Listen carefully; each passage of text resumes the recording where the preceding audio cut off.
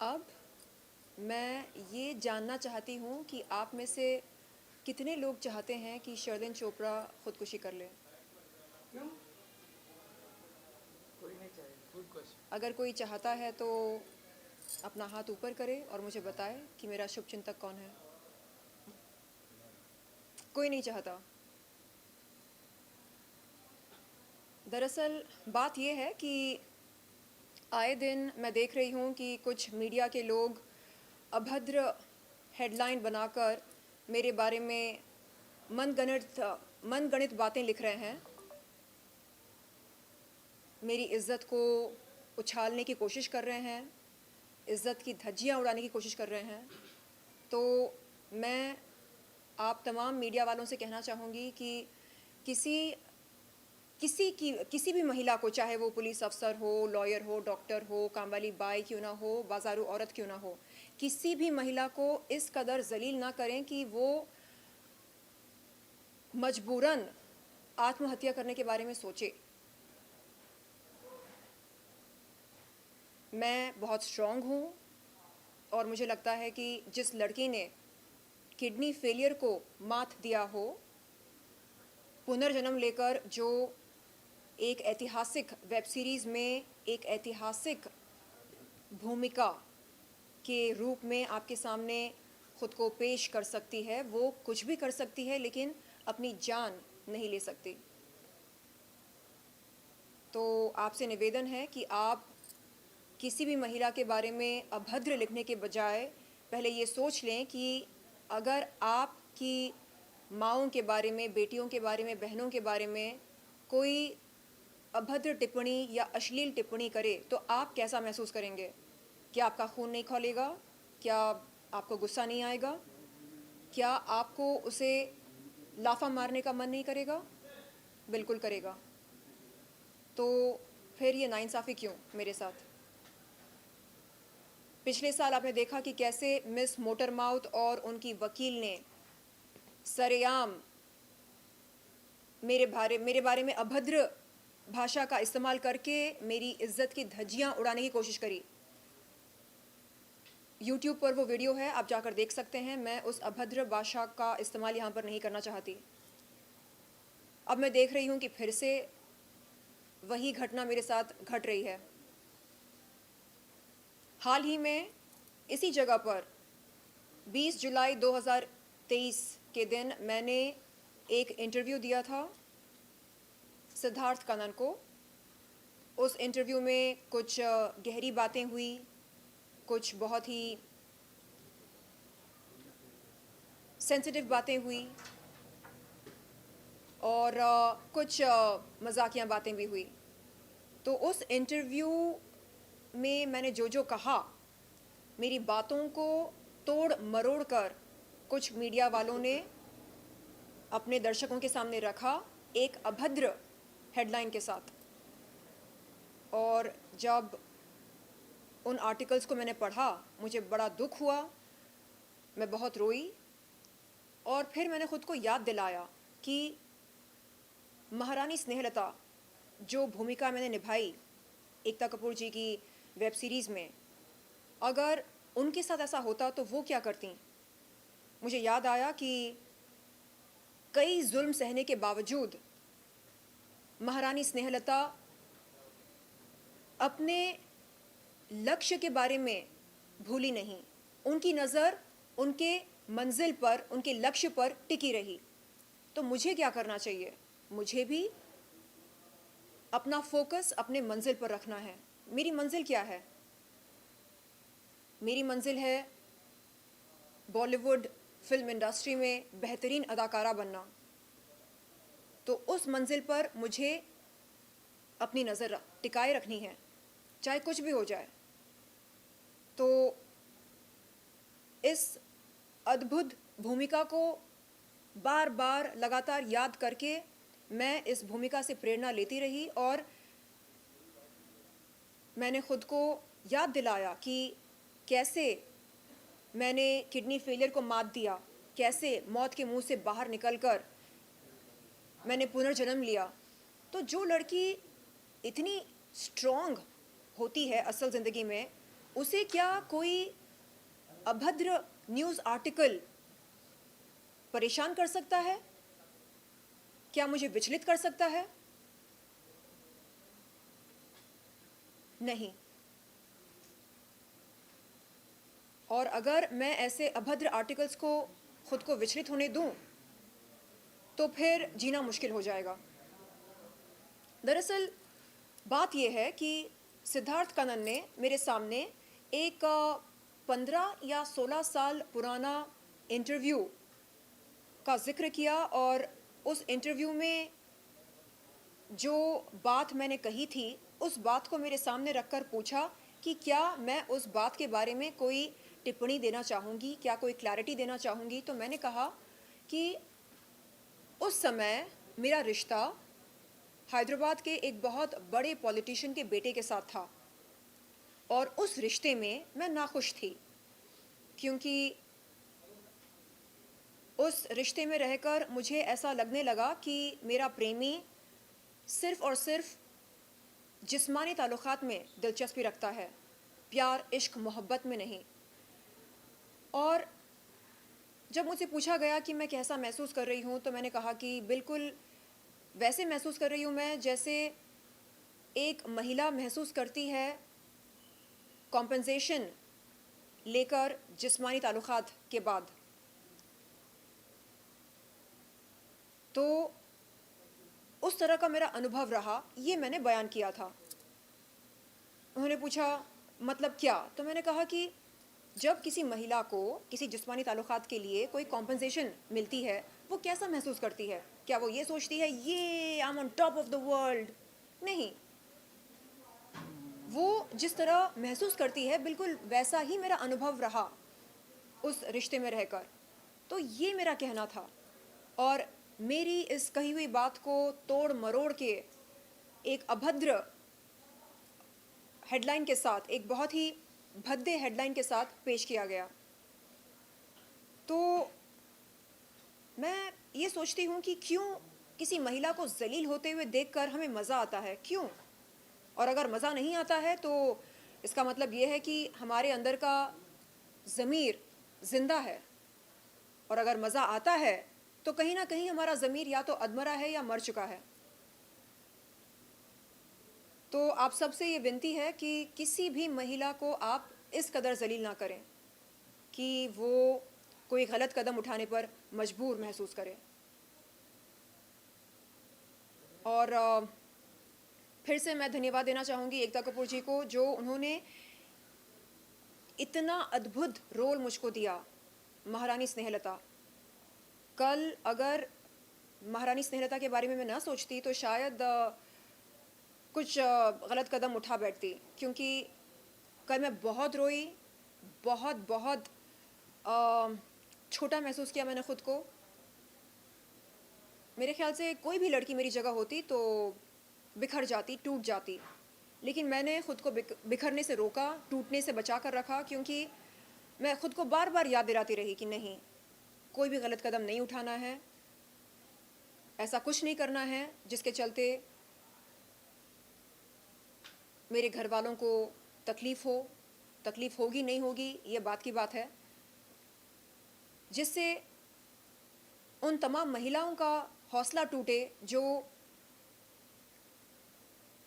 कुछ ना कुछ मानती हैं मुझको, जिन्हें लगता है कि हाँ, अगर शर्लिन चोपड़ा ज़िंदगी में आगे बढ़ सकती है तो हम भी आगे बढ़ सकते हैं।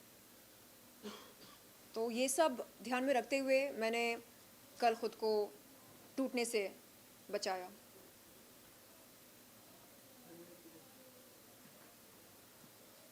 नाउ आपकी फॉरेस्ट 2 के बारे में बहुत सारी चर्चा हो रही है, जिस तरह से ट्रेलर है, जिस तरह से आपको आपकी एक्टिंग की काफ़ी लोगों का इंतज़ार है, तो कुछ कहना चाहेंगे फॉरेस्ट 2 के बारे में? जी, पौरुषपुर 2 में मैंने महारानी स्नेहलता की भूमिका करी है और महारानी स्नेहलता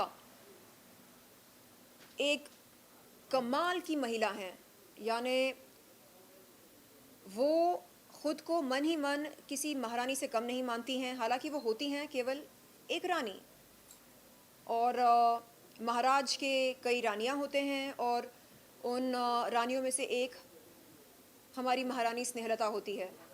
और कोई इन्हें अगर रानी कह दे तो उस इंसान को टोक कर कहती हैं रानी नहीं महारानी स्नेहलता कहो, क्योंकि इन्हें लगता है कि अगर राज सिंहासन का कोई असली हकदार है तो वो ये हैं और कोई नहीं।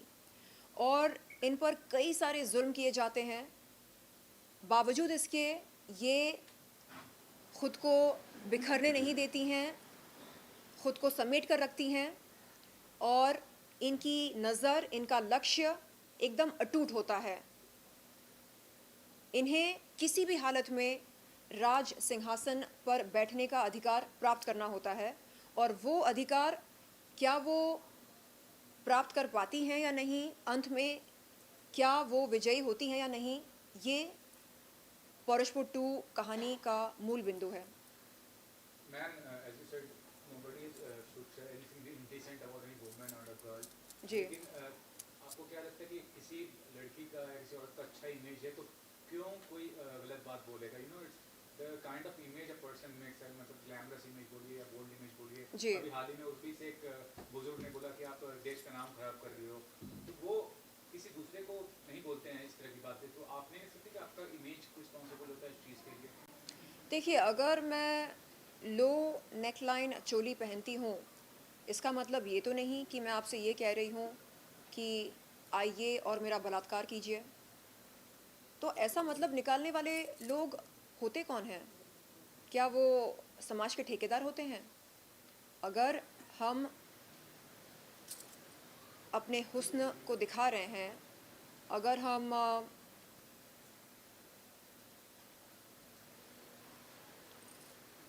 पर्दा नहीं कर रहे हैं, तो क्या इसका ये मतलब निकाला जाए कि अरे ये लड़की तो इजीली अवेलेबल है, ये बहुत चालू है, चलो ट्राई करके देखते हैं आती है कि नहीं। क्यों क्यों हम इस तरह का मतलब निकालते हैं? और रही बात उर्फ़ी की, तो मेरे ख्याल से उसे पता है कि वो क्या कर रही है और अगर वो छोटे कपड़े पहनती हैं या ऐसे लिबास पहनती हैं जिससे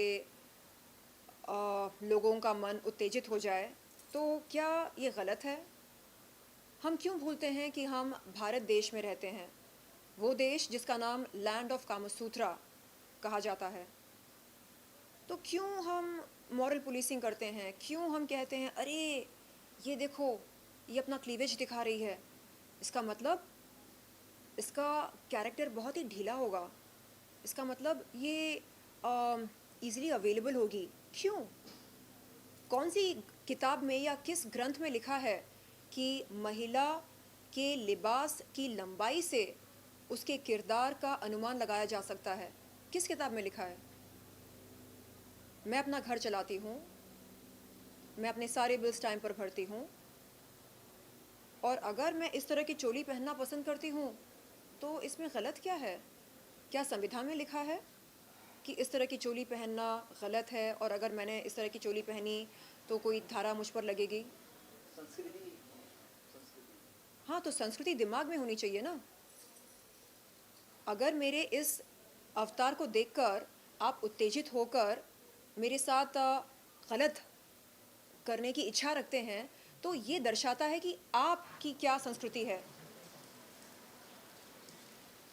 क्योंकि आपके अंदर का हैवान न जागे, इसलिए मैं खुद को ढक कर रखूं। शर्लिन जी क्या है कि मन की बात नहीं होती, मन की जो भावनाएं होती हैं वो भी तो मैटर करता है, मगर कहीं ना कहीं हमारे जो बच्चे हैं, हमारे आजकल के जैसे नेटफ्लिक्स पे या अमेजोन प्राइम पे किसेस हो रहे हैं, नेकेड जी। दिखाया जा रहा है, जी। उससे क्या है कि ये जो ओपन है, सब चीजें ओपन जी। है, हम अपने फैमिली के साथ बैठते हैं तो हमारे बच्चे भी कभी खोल लेते हैं, क्योंकि जी। यहाँ पे कोई लॉक सिस्टम नहीं है ऐसा। जी। तो ये बच्चों के लिए थोड़ा समाज हमारा जो है वो ज्यादा जागरूक है। जी बिल्कुल। अभी नेटफ्लिक्स पर मेरी कोई वेब सीरीज़ आई नहीं है, जिस दिन आएगी। नहीं, आपकी बात नहीं कर रहा हूँ, जैसे आपने और भी औरतों को जी, लेकर आपने जी। एग्जांपल दिया, उस एग्जांपल पे मैं एक बात रखा हूँ जी। कि और भी औरतें हैं। जी देखिए, आमतौर पर ये कहा जाता है कि क्योंकि लड़की भड़काऊ कपड़े पहनती है इसलिए उसके साथ गलत होता है। अगर इस बात में सच्चाई है तो फिर 3 महीने की बच्ची के साथ बलात्कार क्यों होता है? या 3 हफ्ते की बच्ची के साथ बलात्कार क्यों होता है? क्या इसका कोई जवाब है आपके पास? क्या 3 हफ्ते की या 3 महीने की बच्ची भड़काऊ कपड़े पहनती है? तो मेरे ख्याल से कपड़ों को दोष देना व्यर्थ है। हमें दोष देना चाहिए उस मानसिकता को जो हैवानियत से भरी हो, जिसे इंसानियत और हैवानियत के बीच का अंतर ना मालूम हो। मेरे ख्याल से आपने क्वेश्चन समझा नहीं है। मैं कह रहा हूँ नेटफ्लिक्स और अमेजोन प्राइम देख के जैसी चीज़ें आजकल फिल्में बन रही हैं जिस तरीके से, वो हमारे बच्चों पर असर करता है। तो वो एडल्ट कंटेंट जो होता है, जी। उससे देखकर एक अंदर में भी चीज़ें आती हैं, कोई भी हो। जो आप चीज़ अभी आज कह रही हैं वो तो संस्कार का है ना, जी। हमारी फैमिली कैसे उसको संस्कार दे रही है, उस बच्चे को कैसे बड़ा कर रही है, जी, raise कर रही है। बिल्कुल। वो उसके हिसाब से वो संस्कार उसके अंदर आता है। तो मैं उस पर कह रहा हूँ कि ये चीज़ें हमारे कहीं ना कहीं हमारे बॉलीवुड से, हमारे समाज को जो मिल रहा है वहीं से मिल रहा है ना, जी। कहीं वो फिर ट्रांसफर हो रहा है इसमें। तो आप कह रहे हैं कि नेटफ्लिक्स पर बोल्ड कंटेंट। बहुत चीज़ें कंटेंट से, नेटफ्लिक्स की बात नहीं कर रहा हूँ मैं। हाँ। मैं एक चीज़ कह रहा हूँ जो फिल्मों की बात कर रहा हूँ। कोई भी फिल्में आ रही हैं, वेब सीरीज आ रही हैं, content और आ रहे ये हैं, बोल्ड कंटेंट जितना पहले नहीं खुला हुआ हो करता गया था? कोई भी चीज़ें, उसकी ये बात बोल्ड कंटेंट क्या पहले नहीं हुआ करता था? राज कपूर के ज़माने में राम तेरी, गंगा मैली, यही तो मैं कह रहा हूँ। हाँ, यही कह रहा हूँ कि सत्यम शिवम सुंदरम, क्या वो बोल्ड कंटेंट नहीं था? नहीं, तो हम पर निर्भर करता है कि हम अपने बच्चों के साथ बैठकर किस तरह का कंटेंट देखते हैं। पारिवारिक कंटेंट देखते हैं या अडल्ट कंटेंट देखते हैं। हाँ, अगर बच्चे 18 के ऊपर हैं तो वो तय करें उन्हें क्या देखना है क्या नहीं, लेकिन अगर नाबालिग हैं तो हमें तय करना होगा उनके पेरेंट्स के तौर पर कि उनके लिए क्या सही है और क्या गलत। और मेरे ख्याल से आज के पेरेंट्स काफ़ी समझदार हैं, उन्हें पता है कि पेरेंटल कंट्रोल क्या होता है, और वो अपने बच्चों को अडल्ट कंटेंट देखने की इजाज़त नहीं देते हैं। जहाँ तक मेरे फ्रेंड्स की बात हो रही है, जिन परिवारों को मैं जानती हूँ, वहाँ पर नाबालिग बच्चे अडल्ट कंटेंट नहीं देख सकते हैं। तो हम अपने बच्चों के साथ किस तरह का रिश्ता रखते हैं, हम उन पर नज़र रखते हैं या नहीं रखते हैं, या अपनी ज़िंदगी में हम डूबे हैं, खोए हैं, ये इन सवालों के जवाब हमें ढूंढने चाहिए। और शैलिन जी, जिस तरीके से आपने बताया कि पुरुष लोगों की मानसिकता क्या होती है, would like to know from you कि मतलब औरतों की मानसिकता क्या होती है। जिस तरीके से एक ज़माना मॉडर्नाइज होते जा रहा है, जी। मॉडर्न की तरफ सारी चीज़ें जा रही है, फैशनेबल होते जा रहे जी। हैं, जिस तरीके के कपड़े भी ट्रेंडी होने लगे हैं। जी। What do you think about the women's, what they actually feel about the clothes, and जिस तरीके से मॉडर्नाइज हो रहे हैं उसके बारे में आपका क्या मानसिकता, लोग औरतों की स्पेशली क्या है? देखिए, मेरे ख्याल से हमें कोई जेंडर बायस नहीं करना चाहिए। महिला के लिए अलग नियम, पुरुष के लिए अलग नियम, ऐसा कुछ नहीं होना चाहिए। ये समाज हम सब के लिए है, महिलाओं के लिए भी है, पुरुषों के लिए भी है। और आमतौर पर महिलाओं के साथ छेड़खानी होती है, ये मैंने देखा है। लेकिन जब पुरुष शर्टलेस होते हैं, जैसे सलमान खान और शाहरुख खान अपनी फिल्मों में बगैर शर्ट के घूमते हैं, तो हम ताली बजाते हैं, हम सीटी मारते हैं, हमें लगता है वाह, ये देखो हमारा स्टार बगैर शर्ट के। लेकिन जब हीरोइन लो नेकलाइन वाली चोली पहनती है तो उसी अंदाज में वाह क्यों नहीं निकलता है मुंह से? क्यों हम उसका तिरस्कार करना चाहते हैं? क्यों हम सोचते हैं कि नहीं, ये गलत है? क्यों? क्या गलत है? तो यहाँ पर मुझे लगता है कि हम कहीं ना कहीं हिपोक्रिट्स बनते जा रहे हैं। ये दोगलापन समाज के लिए अच्छा नहीं है। Thank you. जी। लास्टली की आउटपुट आ रही है फैंस को, अगर आप कुछ कहना चाहें। 28 जुलाई के दिन पॉरशफुट 2 रिलीज़ होने वाली है ऑल्ट पर, और मैं चाहूँगी कि आप जल्द से जल्द ऑल्ट सब्सक्राइब करें और पॉरशफुट 2 और इस तरह के गज़ब, एक्साइटिंग, इंटरेस्टिंग वेब शोज़ देखें, इन तमाम शोज़ का लुत्फ़ उठाएं। और मैं कहना चाहूँगी कि जो लोग ये कहते थे मेरे बारे